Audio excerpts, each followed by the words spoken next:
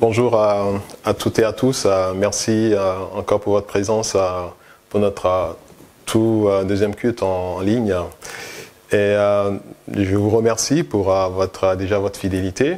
Et on est déjà à plus de 100 abonnés en moins de 2 semaines. Mais là, franchement, je vous encourage à continuer dans cet élan, à faire connaître la chaîne.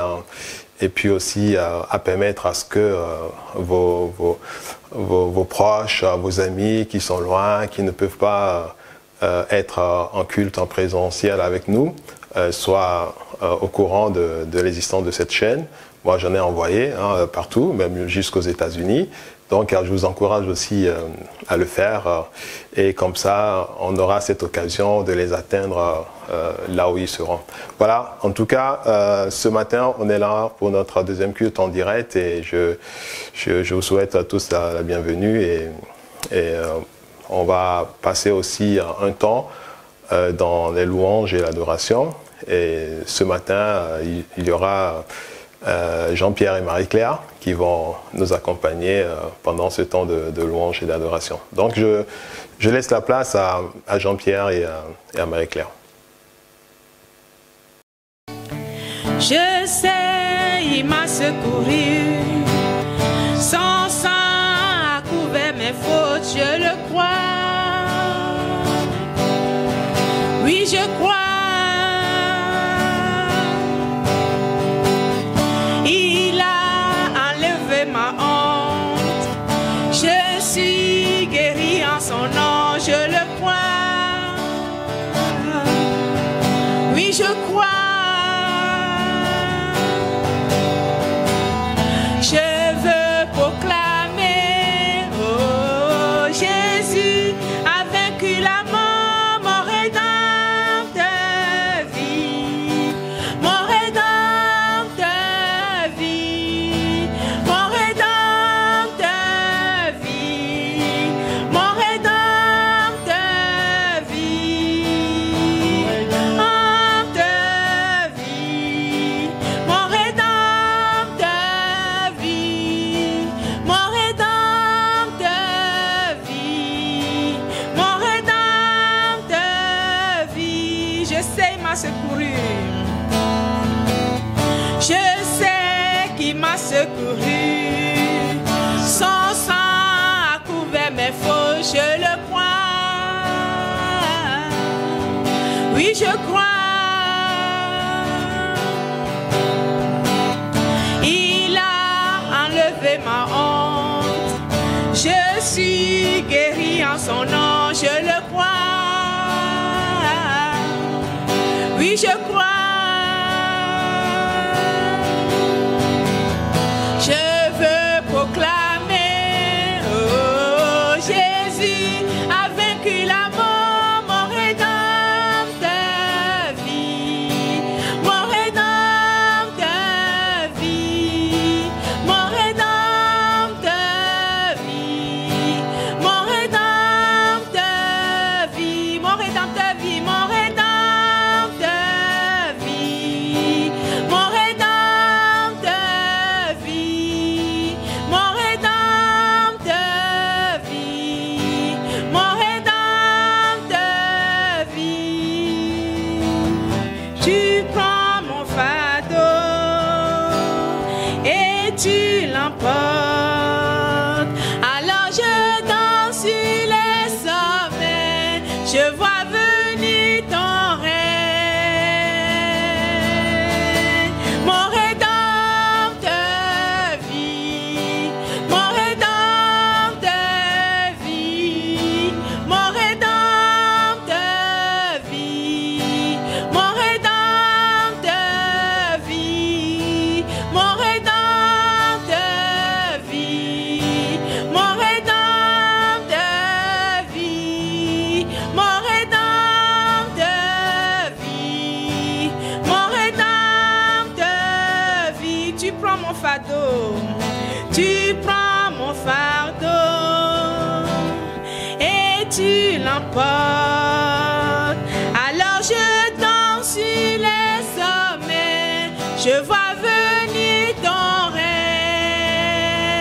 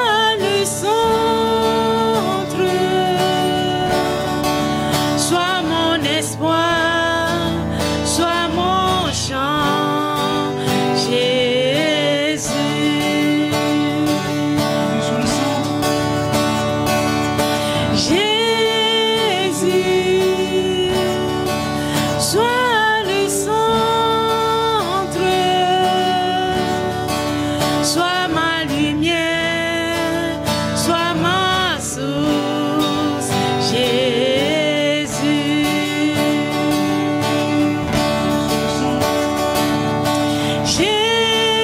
Jésus, sois le centre, sois mon espoir, sois mon chant, Jésus.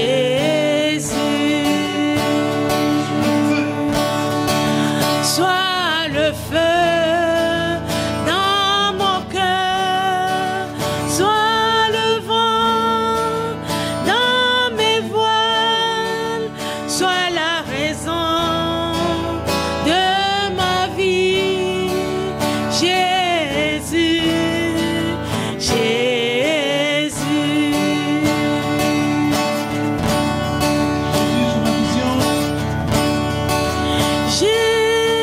Jésus, sois ma vision,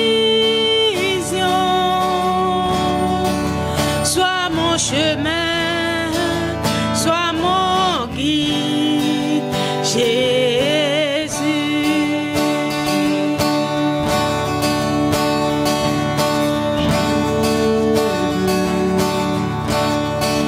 Sois ma vision,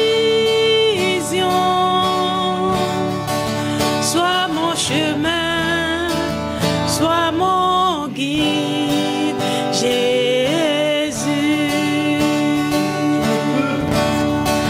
Sois le feu dans mon cœur, sois le vent dans mes voiles, sois la raison de ma vie, Jésus, Jésus.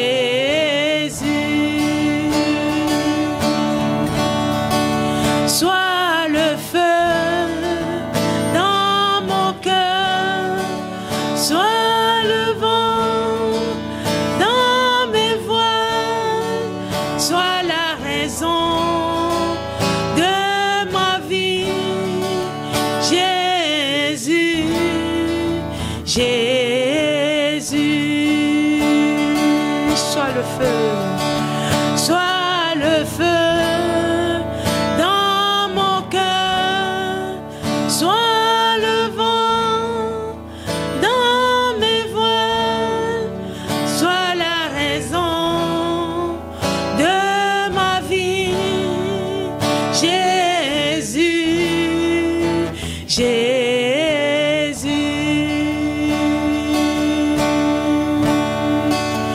Jésus, Jésus,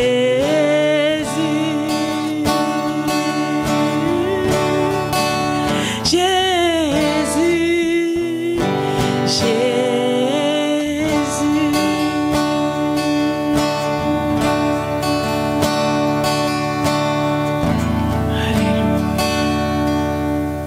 Seigneur, nous te laissons le contrôle de toutes choses. Nous te prions d'être le centre de nos vies. Prends contrôle de nos vies et dirige nos pas.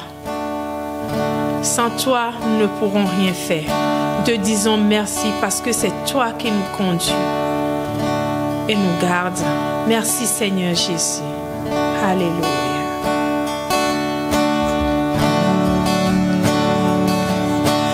Ne tarde plus, adore.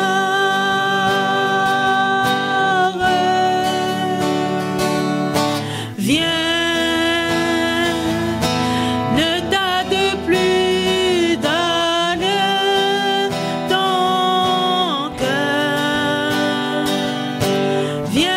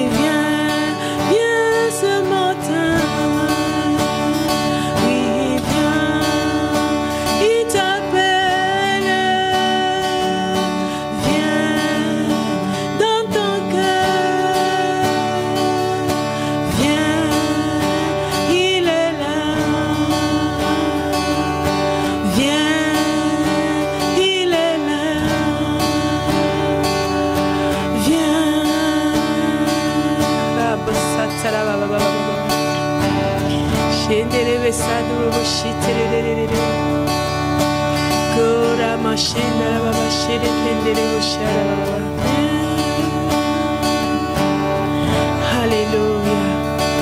Seigneur, nous sommes là ce matin. Nous sommes là dans ta présence. Car dans ta présence, il y a tout, Seigneur. Dans ta présence, il y a la joie. Nous laissons tout, Seigneur, et nous sommes à tes pieds, en recevant de toi ta paix, ta joie et ton amour. Merci, Seigneur Jésus. Alléluia. Merci à Jean-Pierre et à Marie-Claire pour ce temps de louange. Soyez bénis. Et maintenant, nous allons prendre un temps de partage de quelques paroles dans la Bible. Merci Seigneur pour ce temps de partage que tu nous donnes. Je te prie de souffler, Seigneur, sur cette parole et que cette parole nous fasse du bien, que cette parole nous encourage et que cette parole nous donne à aller encore plus loin avec toi. Merci de nous rassurer par ta parole, de nous édifier par ta parole, de nous élever par ta parole, que ta parole qui est comme une épée à double tranchante, Seigneur, puisse agir encore pleinement dans nos vies et dans nos cœurs et qu'il fasse de nous, Seigneur, ce que tu veux voir dans nos vies et ce que tu veux aussi nous voir accomplir. Parce que tu nous as appelés, Seigneur, pour montrer tes vertus et nous sommes, Seigneur, comme tu l'as dit dans ta parole, une génération acquise par toi, afin de montrer la vertu de celui qui nous a appelés. Seigneur, que cette œuvre de transformation se continue en nous et que nous soyons à cette image, Seigneur, que tu veux de nous. Merci, Père, de bénir encore cette parole, de bénir les entendements de chacun. Au nom de Jésus. Amen. Alors, donc, la dernière fois, je vous ai parlé de l'intelligence de Dieu. Et ça a été un message court et je n'ai pas eu le temps de tout développer sur ce message d'intelligence de Dieu. Et je pense que ça a été certainement pour vous aussi un défi et que vous-même personnellement, vous avez pu continuer sur ce sujet à creuser encore ce sujet parce que je vous dis, franchement, c'est un sujet très très vaste. Donc c'est à cause de ça que quand je priais encore, je disais, mais tiens, je voudrais passer à autre chose, mais le Saint-Esprit m'a ramené à dire non, ne passe pas à autre chose, enseigne encore une fois sur ça. Et j'ai reçu encore ce partage que je vais faire avec vous, encore sur l'intelligence de Dieu, mais que je vais intituler l'œuvre de l'intelligence de Dieu dans notre vie. Donc, dans le premier message, j'ai expliqué ce que c'est que l'intelligence de Dieu, ce que l'intelligence de Dieu signifie dans nos vies. On a vu beaucoup d'exemples de la manifestation de l'intelligence de Dieu, mais aujourd'hui, je vais être encore un peu plus spécifique pour apporter, par la grâce de Dieu, dans les Saintes Écritures, l'œuvre de cette intelligence de Dieu en nous. Et pendant le premier enseignement, je vous ai bien expliqué qu'il y a notre intelligence naturelle, que j'ai appelée aussi charnelle, mais notre intelligence naturelle que Dieu nous donne naturellement et que chaque être humain naît avec ça, et c'est pour cela que nous sommes différents de tous les êtres vivants sur Terre. Et donc nous avons cette intelligence naturelle et il y a aussi l'intelligence spirituelle, cette intelligence de Dieu. Et c'est plus de cette intelligence spirituelle que nous allons parler, et aussi l'œuvre de cette intelligence spirituelle, de cette intelligence de Dieu dans nos vies, ce que cela nous apporte. Et quand nous allons un peu dans les Saintes Écritures, nous allons voir que l'intelligence de Dieu apporte de grandes choses dans notre vie. Et son premier objectif, c'est de faire de nous des hommes et des femmes spirituels. Et je vous expliquerai cela. Et le deuxième objectif, c'est de nous communiquer une intelligence qui est supérieure à notre intelligence naturelle. Et bien entendu, l'intelligence de Dieu ne remplace pas notre intelligence. Donc notre intelligence est toujours là. C'est pour cela que nous avons toujours tendance à faire le mal, parce que nous avons encore notre intelligence naturelle. Mais l'œuvre de l'intelligence de Dieu en nous, c'est d'impacter, c'est d'influencer cette intelligence naturelle que nous avons pour que nous puissions fonctionner selon l'intelligence de Dieu. Et puisque j'avais dit que l'intelligence naturelle, c'est cette intelligence qui a deux dimensions, la dimension du bien et du mal. Mais par contre, l'intelligence de Dieu n'a qu'une seule dimension, la dimension du bien. Et donc si nous nous approchons de cette intelligence de Dieu, nous sommes en contact avec l'intelligence de Dieu, son œuvre en nous, c'est d'impacter, c'est d'influencer, c'est de transformer, pas de remplacer, mais notre intelligence pour que nous en tant que chrétiens, en tant que son enfant, nous commencions à marcher, à fonctionner sous l'influence de l'intelligence de Dieu. Alors, dans un premier temps, je vais dire, le premier impact de l'intelligence de Dieu dans notre vie, c'est de faire de nous des femmes et des hommes spirituels. Et quand nous lisons dans la Bible, dans l'épître aux Corinthiens, le premier épître aux Corinthiens, chapitre 2, tout le chapitre, et nous allons être surpris de ce que l'apôtre Paul, la corrélation que l'apôtre Paul fait de cette intelligence de Dieu avec l'homme spirituel. Et c'est un long passage, on va lire, mais je pense que ça nous fera du bien. À partir du 1 Corinthiens, chapitre 2, à partir du premier verset. « Pour moi, frères, lorsque je suis allé chez vous, ce n'est pas avec une supériorité de langage et de sagesse que je suis allé vous annoncer le témoignage de Dieu, car je n'ai eu la pensée de saisir parmi vous autre chose que Jésus-Christ et Jésus-Christ crucifié. » Le verset 3. « Moi-même, j'étais auprès de vous dans un état de faiblesse, de crainte et de grand tremblement.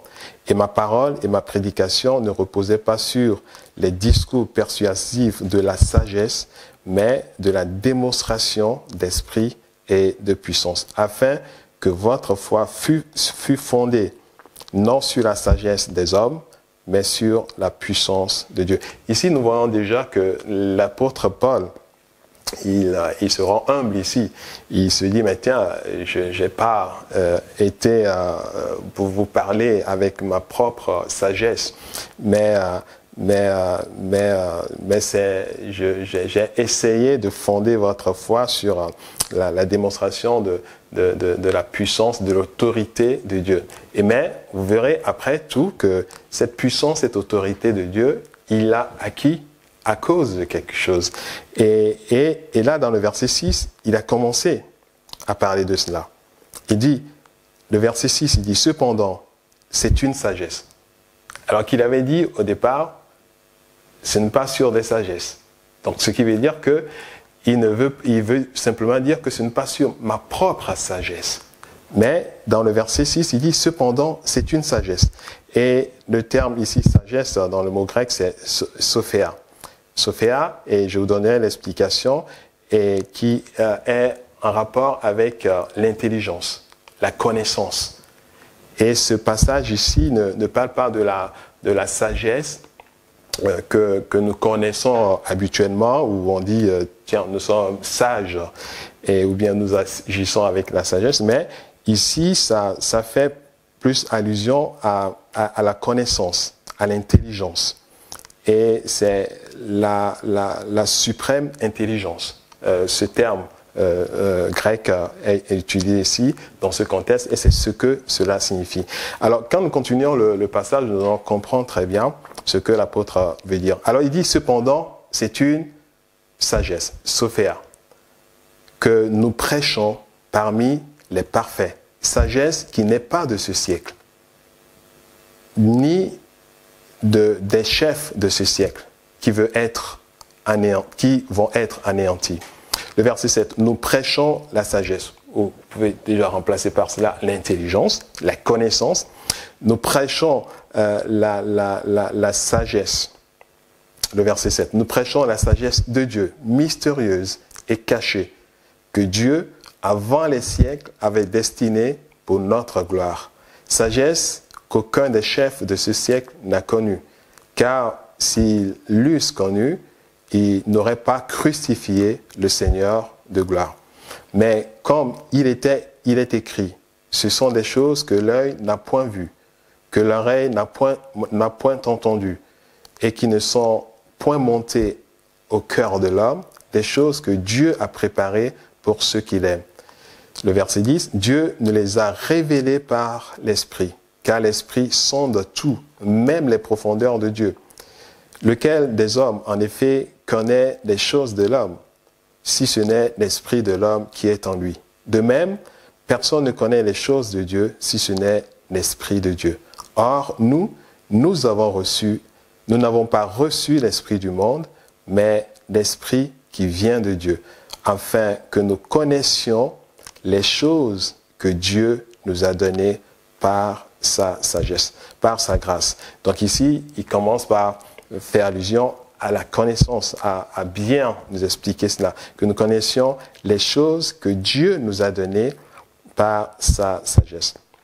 Le verset 13, il dit, et nous en parlons, non avec des discours qu'enseigne la sagesse humaine, mais avec ceux qu'enseigne l'Esprit, employant un langage spirituel pour les choses spirituelles. Donc, à partir de la sagesse, l'intelligence que nous recevons à travers de l'Esprit de Dieu, donc, nous commençons à avoir des langages spirituels et pour parler des choses spirituelles. Le verset 14 dit « Mais l'homme animal ne reçoit pas les choses de l'Esprit de Dieu, car elles sont une folie pour lui, et il ne peut les connaître, parce que c'est spirituellement qu'on en juge. L'homme spirituel, au contraire, juge de tout, et il n'est jugé pas lui-même par personne. » Ouais, vous voyez un peu l'importance, la portée de cette intelligence de Dieu qui nous rend spirituels. Il dit, mais l'homme spirituel juge de tout. Il n'est lui-même jugé par personne. Et si on rapporte cela à notre vie aujourd'hui, on verra que nous sommes certainement très loin de cela. Mais c'est l'objectif de Dieu pour notre vie. Et dans le verset 16, il dit, « Car qui a connu la pensée du Seigneur pour l'instruire, or nous avons la pensée de Dieu. » Et dans 1 Corinthiens 3, le verset 1, nous continuons notre lecture, il dit, « Pour moi, frère, ce n'est pas comme à des hommes spirituels que j'ai pu vous parler, mais comme à des hommes charnels, comme à des enfants en Christ. Je vous ai donné du lait, non de la nourriture solide, car vous ne pouviez pas la supporter, et vous ne le pouvez pas, même pas à présent, parce que vous êtes encore charnels. En effet, puisqu'il y a parmi vous de la jalousie et des disputes, n'êtes-vous pas charnels et ne marchez-vous pas selon l'homme, selon l'intelligence de l'homme? Alors donc ici, nous voyons dans ce passage que l'apôtre fait cette corrélation, ce rapport entre l'homme spirituel ou la femme spirituelle avec cette sagesse, cette intelligence que Dieu communique. Et quand nous recevons cette intelligence que Dieu nous communique, c'est cette intelligence qui nous rend spirituels.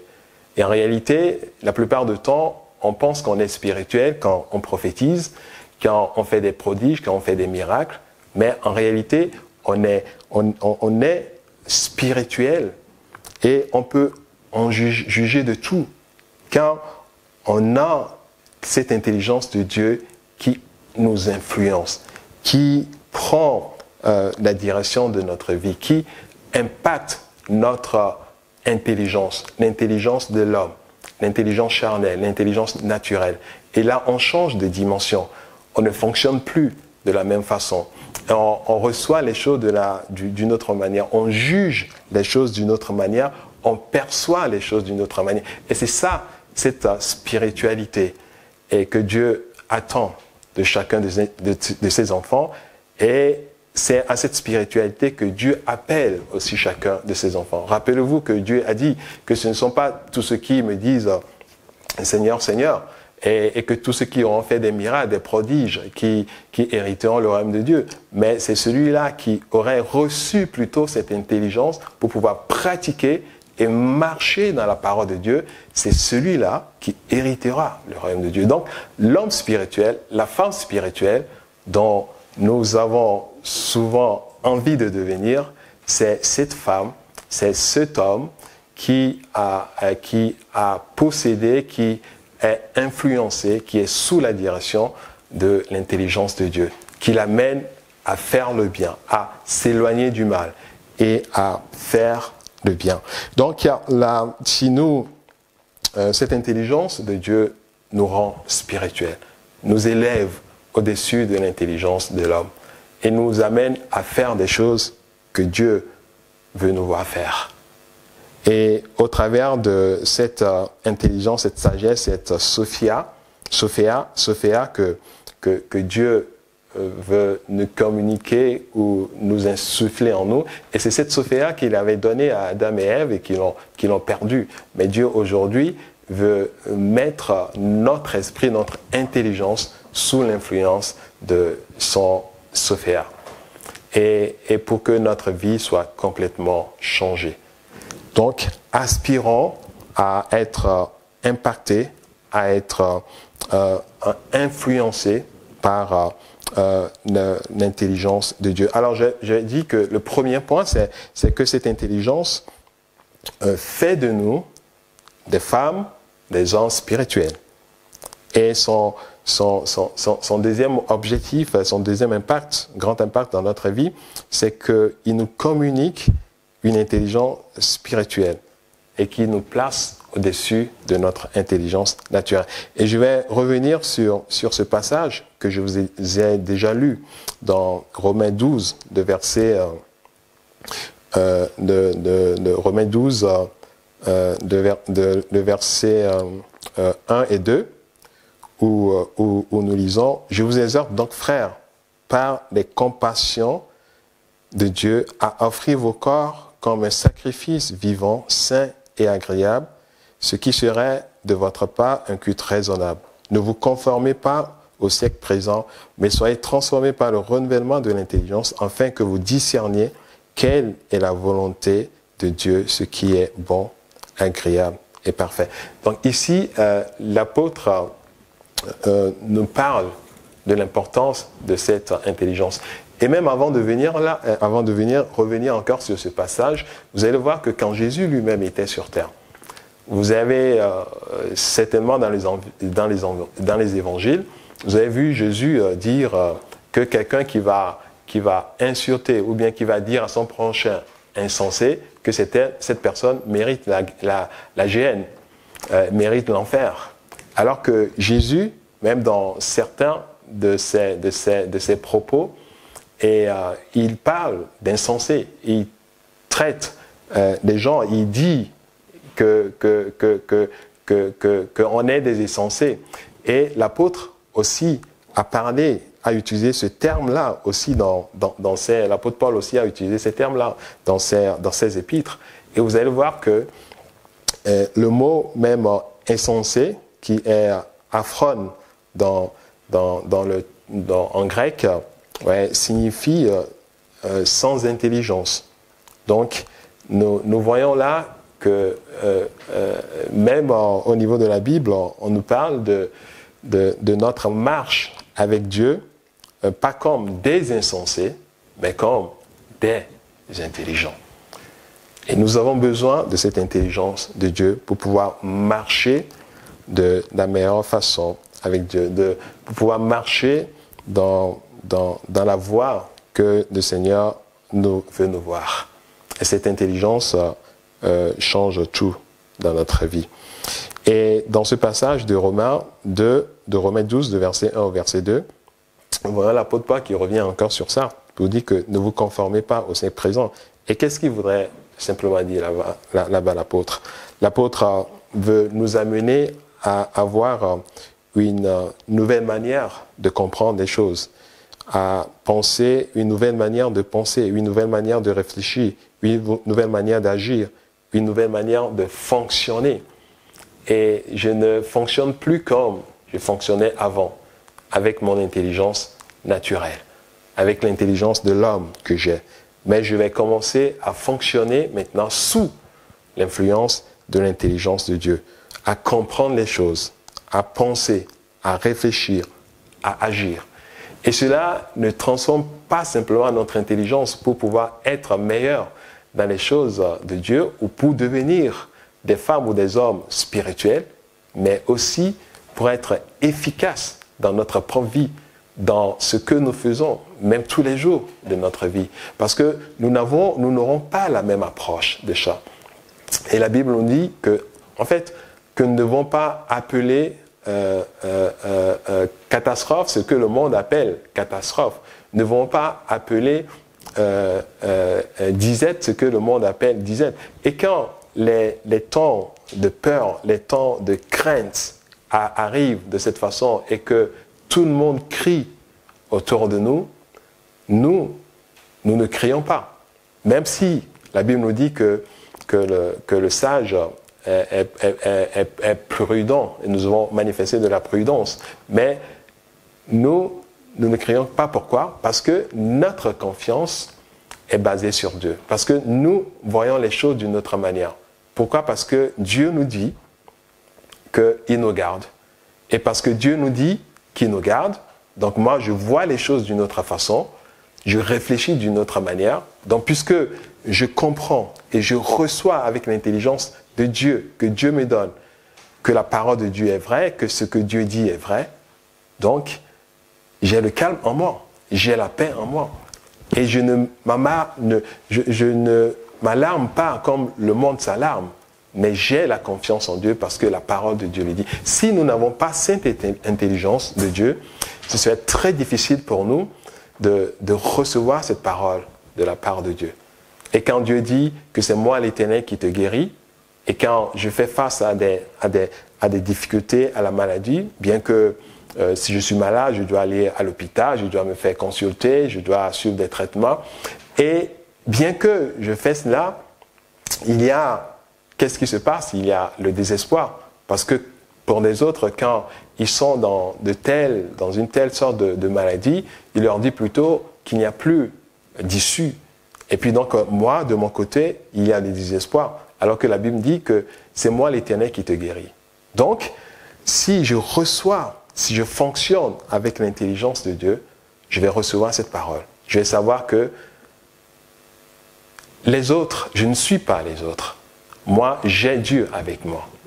Donc, Dieu me dit que je suis l'Éternel qui te guérit.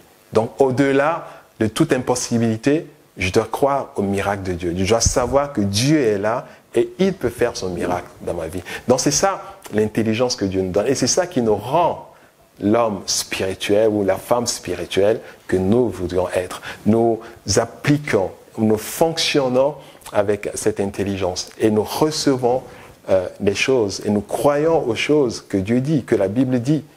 Avec l'intelligence de Dieu, sans l'intelligence de Dieu, quand nous lisons la Bible, peut-être nous pouvons comprendre, mais nous n'allons pas recevoir pleinement ce qu'il dit.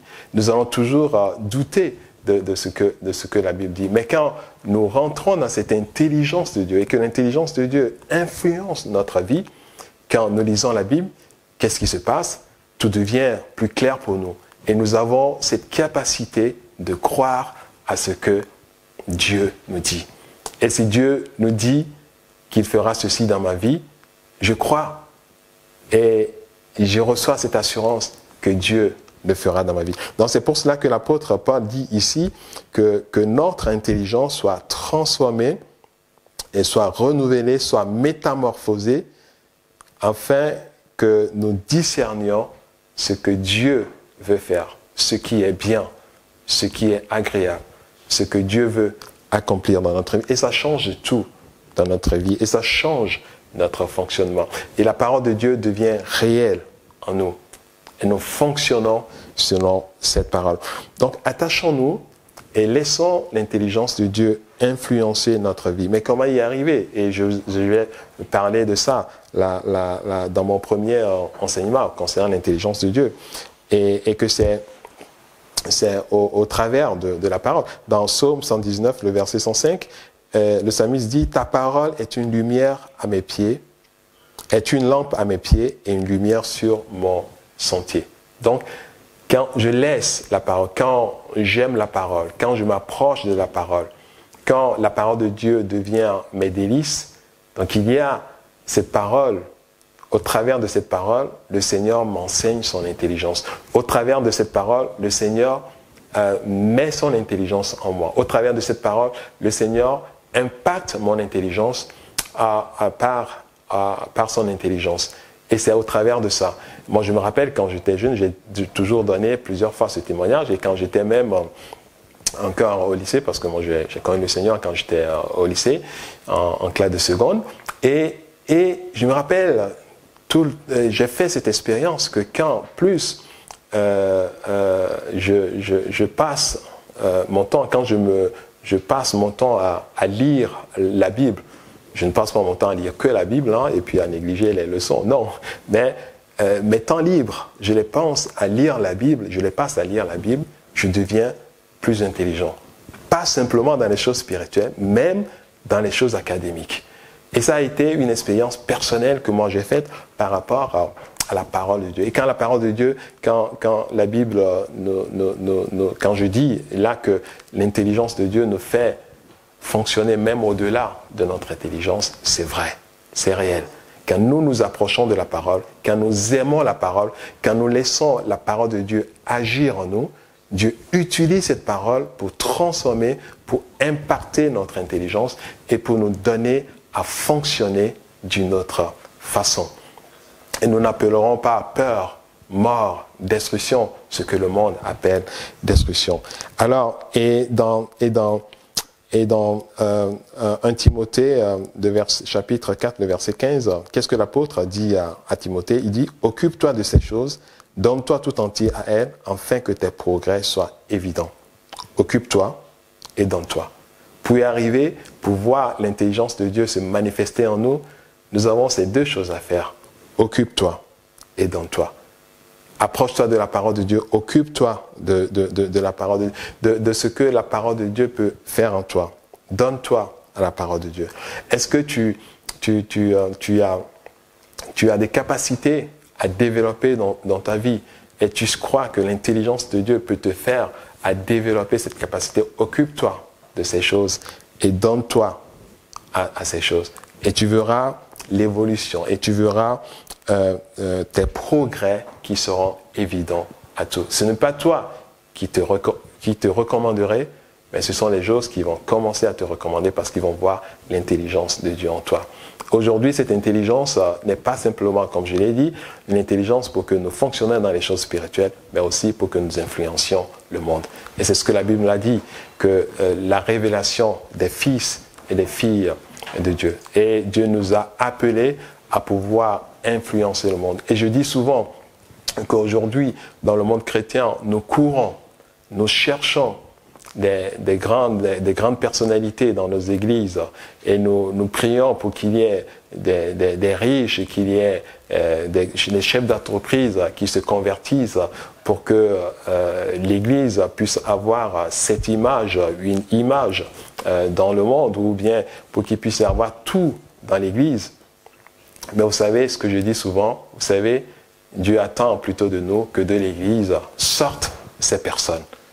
Donc, et comment ces personnes peuvent sortir de l'Église? C'est au travers de l'intelligence que Dieu va leur accorder pour pouvoir aussi influencer le monde. Nous ne devons pas nous attendre à ce que ces grandes personnalités viennent du monde, mais Dieu veut que ces grandes personnalités sortent de l'Église. Donc, nos enfants, vous-même, avec toutes les capacités que Dieu vous donne, Dieu veut faire une révolution, Dieu veut changer les choses, Dieu veut partir au travers de son intelligence qui veut nous impacter, qu'il veut utiliser pour influencer notre intelligence. Dieu veut accomplir de grandes choses au travers de nous. Donc l'intelligence de Dieu est pour toi, est disponible pour toi et va la chercher. Va la chercher au travers de la parole. Va la chercher au travers de la méditation. Va la chercher au travers de l'amour de la parole de Dieu. Et laisse cette parole t'enseigner l'intelligence de Dieu. Et tu verras que de nouvelles choses vont commencer à arriver dans ta vie et les gens verront ce que le Seigneur veut accomplir pleinement en toi et au travers de toi. Et n'oublie pas, je vais toujours te répéter ceci, tu as cette intelligence de Dieu en toi. Parce que c'est cette intelligence de Dieu en toi qui a permis à ce que tu deviennes chrétien. Et si tu as déjà cette intelligence de Dieu en toi, développe-la. Laisse cette intelligence de Dieu en toi s'agrandir et devenir et occuper toute la place qu'il voudra occuper à toi. Sois béni et continue par s'attacher à la parole de Dieu, continue par laisser la parole de Dieu dans ta vie et tu verras des grands changements.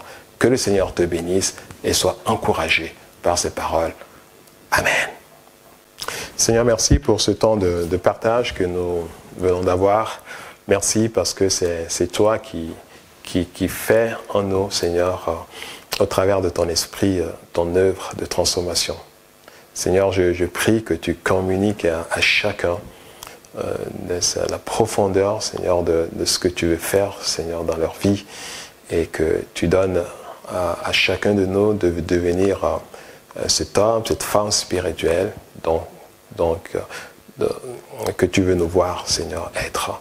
Merci d'encourager chacun. Merci, Seigneur, de mettre dans le cœur et dans l'esprit de chacun cet amour pour ta parole, parce que c'est au travers de ta parole que tu nous enseignes ton intelligence. Seigneur, merci de nous donner à ce que nos temps libres, nos temps où nous avons même, Seigneur, des fois, de temps où nous pouvons passer à regarder au film, Seigneur, que nous passions ce temps à lire ta parole, à étudier ta parole. Merci, Seigneur, de donner à chacun cette priorité au travers pour ta parole, Seigneur. Parce que c'est ta parole qui nous change, c'est ta parole qui nous enseigne ton intelligence, Seigneur. Et je te prie, Seigneur, que tu accompagnes chacun et que tout cela, Seigneur, tous ceux-là, Seigneur, qui vont s'approcher de ta parole, qui vont aimer encore cette parole, Seigneur. Je prie que cette grâce soit donnée et que, comme l'apôtre l'a dit à Timothée, que le progrès de chacun soit évident pour tous. Merci de bénir notre entendement, Seigneur, et de nous amener à fonctionner selon ton intelligence. Merci, Père, au nom de Jésus. Amen. Voilà, merci pour ce temps que vous avez passé ensemble avec nous pour ce temps de culte. Et je vais laisser encore la place à Jean-Pierre et à Marie-Claire de nous donner un dernier chant. Et je vous rappelle que nous, on se revoit le dimanche prochain. Donc, n'oubliez pas de liker, n'oubliez pas de faire connaître encore le site et de permettre à ce que d'autres aussi puissent avoir accès à tout ce partage que nous avons ensemble. Et comme je vous ai dit, c'est aussi un moyen d'évangélisation. Et aussi pour nous soutenir financièrement, parce que l'Église aussi a besoin de vos soutiens pour pouvoir continuer à fonctionner et à pouvoir aussi à ses besoins. Donc, si vous voulez nous soutenir financièrement, vous pouvez aller sur notre site internet agape-sagumine.fr et vous aurez les liens là-bas et vous pouvez donner par virement ou vous pouvez aussi nous faire aussi des dons par PayPal aussi ou bien par chèque que vous pouvez aussi envoyer à l'adresse de l'Église. Voilà, soyez bénis et je vais vous laisser avec ce dernier chant et moi je vous dis adieu. Je chante louange à ton nom, Seigneur, louange à ton nom, Seigneur, tu consoles et tu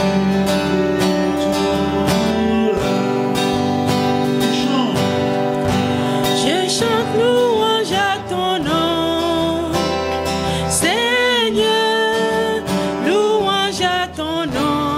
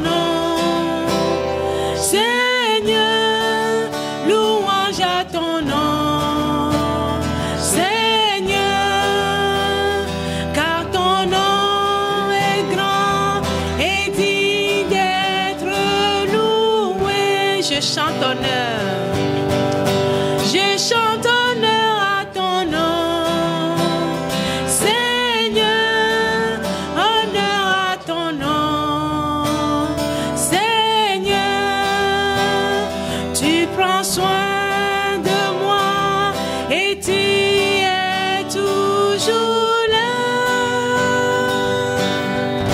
Je chante honneur à ton nom, Seigneur, honneur à ton nom, Seigneur, car ton nom est grand et digne de louer. Je chante gloire, je chante gloire à ton nom, Seigneur, gloire à ton nom, Seigneur, tu prends soin de moi et tu es toujours là.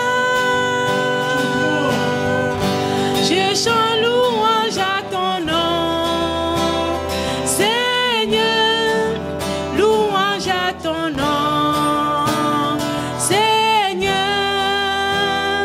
car ton nom est grand et digne d'être loué.